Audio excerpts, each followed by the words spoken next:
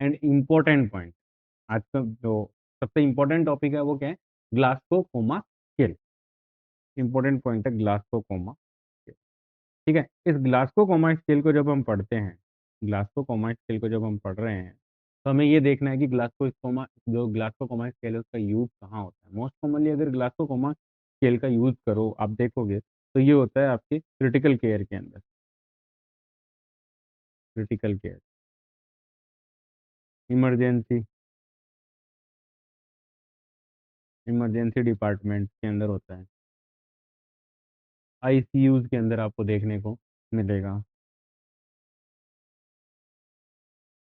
Neurology के जो ward हैं, न्यूरोलॉजिकल जो वार्ड्स हैं, उनके अंदर आपको देखने को मिलेगा कि वहाँ पर ग्लासकोकोमा स्केल का जो यूज है वो बहुत ही ज़्यादा वहाँ पे आपको देखने को मिलेगा। तो ग्लासकोकोमा स्केल से रिलेटेड अगर हम बात करें तो ग्लासकोकोमा स्केल क्या है?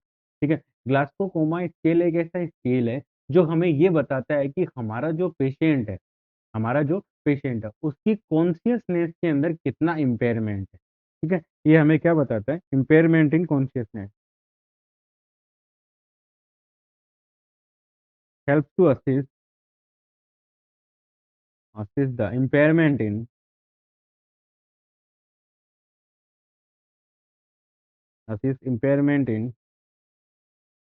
consciousness,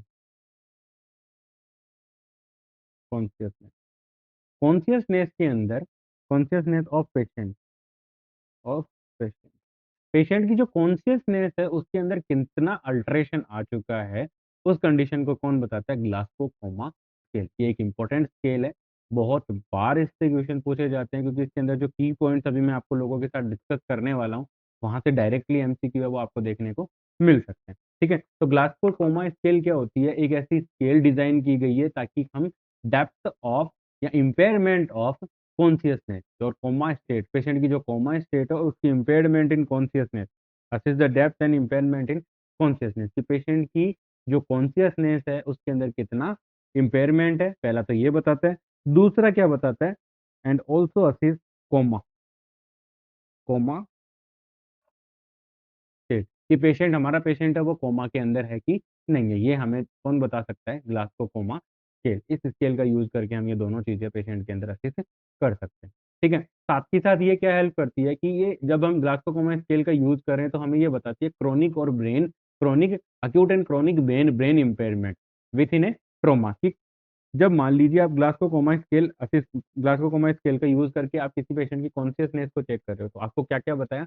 पहला बताया उसने कि लेवल ऑफ कॉन्शियसनेस कितना है, लेवल ऑफ कॉन्शियसनेस या impairment in consciousness, patient coma में है कि नहीं है, या इम्पेयरमेंट की कॉन्शियसनेस के अंदर कितना इम्पेयरमेंट। साथ ही साथ ये बताता है कि अक्यूट और क्रोनिक ब्रेन इम्पेयरमेंट, अक्यूट और chronic brain impairment, trauma.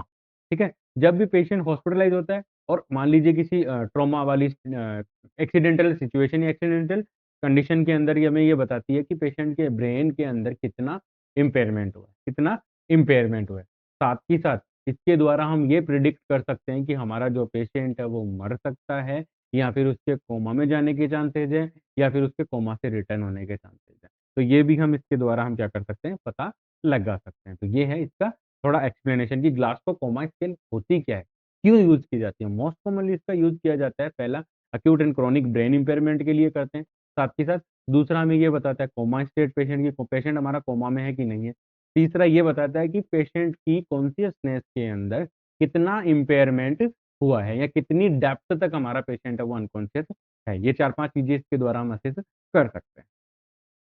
I hope आप लोगों को समझ में आ रहा होगा। अगर किसी भी स्टूडेंट को कोई डाउट है तो प्लीज़ आप मुझे कमेंट सेक्शन में बताओ, मैं डेफिनेटली उसका आंसर करूँगा।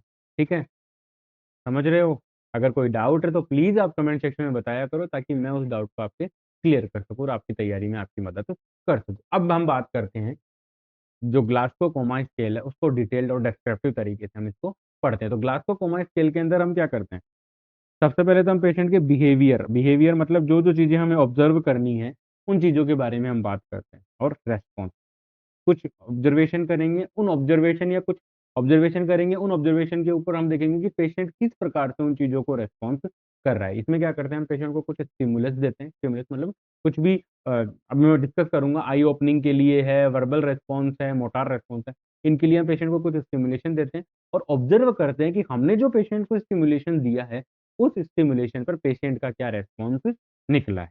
ठीक है? यहाँ पर 2 चीज़ें इंपॉर्टेंट है, पहले आपने स्टिमुलेशन देना है, उसके बाद हमें ये ऑब्जर्व करना है कि पेशेंट को हमने जो स्टिमुलस दिया, उस स्टिमुलस के ऊपर पेशेंट है वो किस प्रकार से रिस्पॉन्स कर रहा है। ठीक है? तो यहाँ पर जो ग्लासको-कोमा स्केल के अंदर मोस्ट कॉमनली 3 प्रकार के ऑब्जर्वेशन किए जाते हैं। पहला ऑब्जर्वेशन क्या आएगा?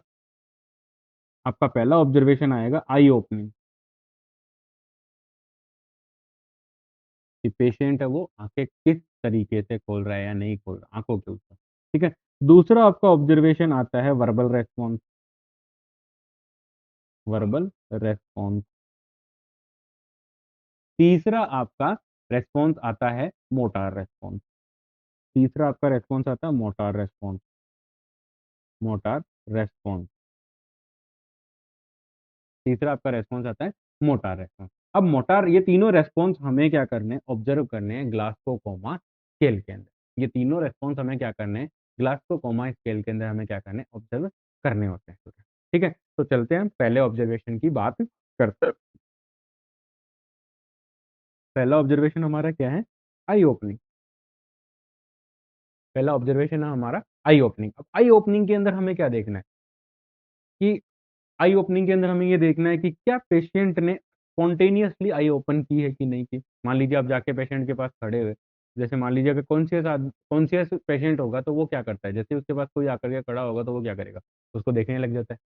डेफिनेट है, ऐसा ही होता है, नॉर्मल रेस्पॉन्स यही होता है। तो हमें ये देखना है कि जैसे ही हम पेशेंट के पास गए, जब हम ग्लासको-कोमा स्केल को असिस्ट कर रहे हैं और हम जैसे ही पेशेंट के पास गए, तो हमें ये देखना है कि क्या पेशेंट ना हमें हमारी प्रेज़ेंस को देख कर के क्या पेशेंट ने स्पॉन्टेनियसली आँखें खोली है। अगर उसने आँखें खोली हैं स्पॉन्टेनियसली जैसे ही आप पेशेंट के पास जाकर के खड़े होते हो, तो उसे नंबर देने हैं आपको 4 नंबर। वो आपको उसे हमें देना है 4 नंबर। नेक्स्ट मान लीजिए आपके पेशेंट ने आप चले गए, उसके बाद उसके आपके पेशेंट ने आँखें नहीं खोली। अब आँखें नहीं खोली तो हम क्या कहेंगे? पेशेंट को बोलेंगे कि राम, श्याम जो भी पेशेंट का हमारे पेशेंट का नाम होगा वो हम पेशेंट का नाम बोलेंगे, ठीक है?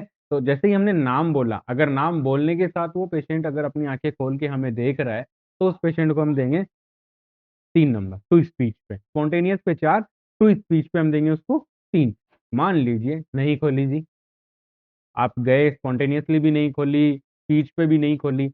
अब हमें क्या करना पड़ेगा, कुछ स्टिमुलेशन मान लें उसे चिमटी काटनी पड़ेगी, ठीक है? उसको कुछ पेनफुल स्टिमुलेशन देना होगा। पेनफुल स्टिमुलेशन के ऊपर खोल रहा है आँखें, तो इसका मतलब है 2 नंबर उसको हम दे सकते हैं। आई ओपनिंग के अंदर उसे हम दे सकते हैं 2 नंबर, ठीक है? अगर सब कुछ कर लिया, नाम भी बुला लिया, स्पॉन्टेनियसली भी नहीं खोल रहा, पेन भी कर लिया, पेन स्टिमुलेशन दे करके भी देख लिया, नहीं ओपन कर रहा है, तो नो रिस्पॉन्स का हमें देना है उसको 1 नंबर। ठीक है स्टूडेंट, नो रिस्पॉन्स का भी हमें यहाँ पर देना है 1 नंबर। ध्यान रखना, कुछ ऐसी स्केल्स हैं जहाँ पे नो रिस्पॉन्स का आपको नंबर देना होता है 0, बट इन ग्लासको-कोमा स्केल हमें नो रिस्पॉन्स का भी 1 नंबर देना होता है। ठीक है? आई होप आप लोगों को कुछ समझ में आ रहा हो। अगर कोई डाउट है तो प्लीज़ आप कमेंट सेक्शन में पूछिए। तो आई रिस्पॉन्स की जो मैक्सिमम वैल्यू होगी वो कितनी होगी? मैक्सिमम इसकी जो वैल्यू होगी वो होगी 4 और मिनिमम इसकी जो वैल्यू होगी वो कितनी होगी? मिनिमम इसकी जो वैल्यू होगी वो कितनी होगी? 1। ठीक है? समझ में आ रहा है? नेक्स्ट बात करते हैं नेक्स्ट रिस्पॉन्स की। तो नेक्स्ट रिस्पॉन्स की बात करें स्टूडेंट, तो नेक्स्ट रिस्पॉन्स हमारा क्या आता है? नेक्स्ट रिस्पॉन्स आता है हमारा वर्बल रिस्पॉन्स।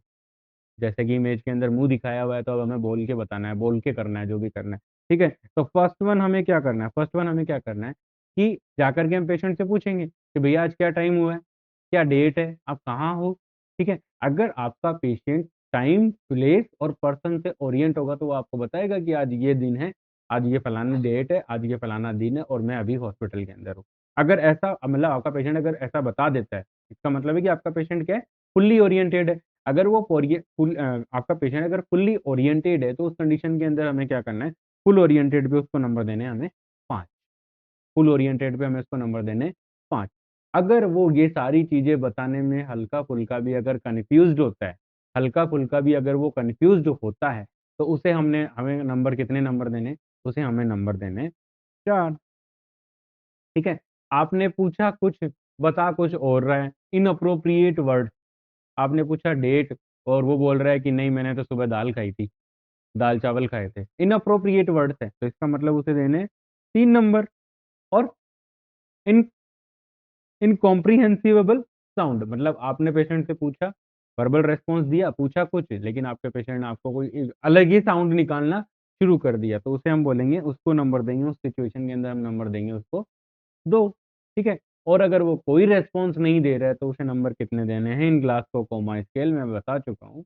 नो रेस्पॉन्स का भी कितना नंबर है, 1 नंबर। तो वर्बल रेस्पॉन्स की अगर मैं बात करूं तो इसमें जो मैक्सिमम नंबर कितने होंगे, मैक्सिमम नंबर इसमें होंगे आपके 5, और मिनिमम इसमें होंगे, मिनिमम इसमें आपके नंबर कितने होंगे, ठीक। ठीक है जी, समझ रहे हो? डाउट है कमेंट सेक्शन में बताओ, डेफिनेटली उसका आंसर करूंगा। नेक्स्ट वन आता है हमारा, थर्ड वन जो रेस्पॉन्स आता है वो आता है हमारा मोटार रेस्पॉन्स। जैसे कि आपको यहाँ पे इमेज के अंदर हाथ दिखाया गया है, अब हमें फिजिकली पेशेंट को टच करके हमें पेशेंट को क्या करना है, बताना है, या पेशेंट के फिजिकल मूवमेंट्स को हमें देखना है। ठीक है। तो फर्स्ट वन है ओबे द कमांड। मान लीजिए आपने पेशेंट को कमांड दी कि हाथ मिलाओ, या अपनी फाइल को पकड़ो, या आपने उस हाथ को यहाँ लेकर के आओ, आपने पेशेंट को कोई कमांड दी, ठीक है, और आपके पेशेंट ने उसको क्या किया, आपकी कमांड सुनी, सुनते ही उसने क्या कर दिया, फॉलो कर दिया, तो इसका मतलब है कि वो ठीक है, उसका मोटार रेस्पॉन्स है वो बहुत अच्छा मोटार रेस्पॉन्स आ रहा है, तो इसलिए हम उसको नंबर देंगे 6। ठीक है। उसके बाद है, उसके बाद अब क्या कर रहा है, मान लीजिए मूव टू लोकेलाइज पेन, लेकिन जब वो मूव कर रहा है तो उसको क्या हो रहा है, लोकेलाइज पेन हो रहा है, उसको क्या हो रहा है, लोकेलाइज्ड पेन हो रहा है। अगर उसको लोकेलाइज्ड पेन हो रहा है तो उसको नंबर देंगे हम 5। ठीक है। उसको जब पेन हो रहा है, लोकेलाइज पेन हो रहा है मूवमेंट के अंदर, तो हम उसको नंबर देंगे 5। अगर कोई पेन नहीं है और वो आराम से एकदम फुल्ली वो अपनी कमांड का अच्छे से फॉलो कर रहा है, अगर एग्जामिनर की कमांड को वो अच्छे से फॉलो कर रहा है तो उस कंडीशन के अंदर हम उसे नंबर देंगे 6। अगर वो कमांड फॉलो कर रहा है लेकिन उसको पेन हो रहा है, लिटिल बिट वो पेन फील कर रहा है वहां पे, तो उस सिचुएशन के अंदर उसको हम कितने नंबर देंगे, 5। नेक्स्ट वन है flex to withdraw from pain. उसके बाद क्या होता है, वो अपने आप को फ्लैक्स कर लेता है, जैसे ही उसको पेन स्टिमुलेशन मिला, पेन स्टिमुलेशन को मिलते ही वो क्या कर रहा है, विड्रॉ कर रहा है, फ्लैक्स टू विड्रॉ। ठीक है। Flex to withdraw, flex to withdraw की कंडीशन में हमें उसको नंबर देना है कितना, 4। मान लीजिए पेन हो रहा है, पेन वाली जैसे ही आपने पेन स्टिमुलेशन दिया, पेन स्टिमुलेशन वो क्या कर रहा है, अपने हाथ को फैला, सिकुड़ लिया, फ्लेक्शन कर लिया, तो वो कंडीशन, उस कंडीशन के अंदर हम उसको नंबर देंगे 4। नेक्स्ट वन है अबनॉर्मल फ्लेक्शन। अगर आपका पेशेंट अबनॉर्मल फ्लेक्शन शो कर रहा है, अबनॉर्मल फ्लेक्शन शो कर रहा है, तो उस कंडीशन के अंदर हम उसको नंबर देंगे 3। और अगर अबनॉर्मल एक्सटेंशन शो कर रहा है तो उस कंडीशन के अंदर हम उसको नंबर देंगे कितने, 2। और नो रेस्पॉन्स के हम उसे कितने नंबर देंगे, 1। मैं आपको पहले ही ये बता चुका हूँ। ठीक है। नो रेस्पॉन्स का उसको कितना नंबर देंगे, 1 नंबर देते हैं। तो इस मोटार रेस्पॉन्स के अंदर भी जो मैक्सिमम नंबर्स हैं, मैक्सिमम स्कोर है 6, और मिनिमम स्कोर है वो कितना है स्टूडेंट, 1। ठीक है। ये हो गया हमारा इस स्केल के बारे में, मोटा मोटा मैंने आपको यहाँ पे अच्छे से बता दिया। ठीक है। पूरी अच्छे से एक्सप्लेनेशन आपको स्केल के बारे में मैंने दे दिया। अगर कोई डाउट है तो आप कमेंट सेक्शन में मेरे से पूछिए। अब हमें क्या करना है, इस स्रोत या इस स्केल के अकॉर्डिंग हम पेशेंट का ऑब्जर्वेशन किया, हमने पेशेंट को नंबरिंग दी। अब इस नंबरिंग के बेसिस पे हमें क्या करना पड़ेगा स्टूडेंट, हमें करना पड़ेगा इंटरप्रिटेशन। हमें करना पड़ेगा इंटरप्रिटेशन कि भाई क्या स्कोर मिल रहा है और क्या सही है। ठीक है। उससे पहले मैं आप लोगों को एक चीज सिखाना चाहूंगा।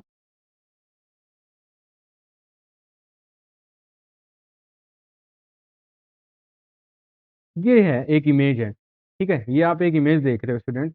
इस इमेज के अंदर पेशेंट ने क्या कर रखा है, फ्लैक्शन कर रखा है, तो इसे बोलते हैं डिकोर्टिकेट। ठीक है। और एक दूसरी इमेज है, इसे बोलते हैं अपन डेसिबरेटेड। ठीक है। तो ये दो, इसके अंदर पेशेंट ने एक्सटेंशन कर रखा है। ठीक है।